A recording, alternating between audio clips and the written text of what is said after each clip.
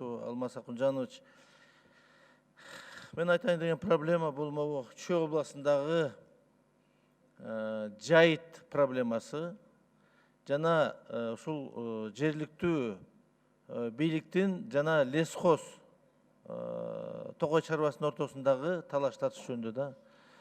Бул ушу көп жыл мурун Чүй өрөөнүнүн ушу тоо зонасы Кемин районунан баштап Панфиловкага чейин айылдык жай жерлердин баары тең, айылга жакын жерде жайыттын баары тең лесхозго берилген. 1000 гектар жер.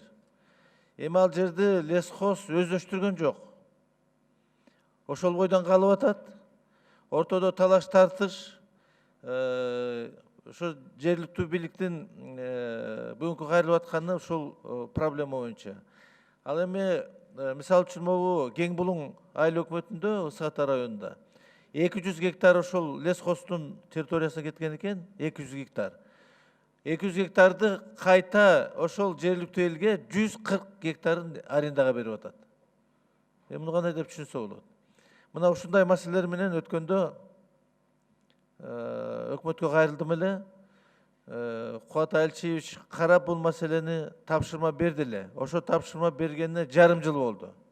Мынакей менде Кубат Алчиевич Бороновдун каты турат. 6 ай болду. Бул маселени чечиш керек, Алмаз Акунжанович. Мындан ары эми нааразычылык болот. Ал жерде так граница болуш керек. Эгерде лесхоз ошо жерлерди алган болсо өздөштүрсүн. Канча гектар жашылдандырды, канча көчөт эгилди.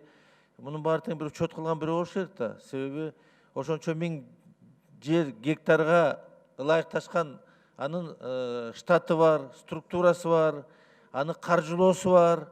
Мунун баары тең анда приписка болуп атабы? Бул жерде чоң маселе. Ошон үчүн ушул маселени урматтуу Алмаз Акунжанович өкмөткө жеткизип, ушул маселени чечиш керек. Принцибинде чечиш керек. Мен билбейм кайсы бөлөк региондордо кандай экен, но Чүй областы боюнча бул чоң проблема. Ушул маселени айтайын дедим. Чоң рахмат.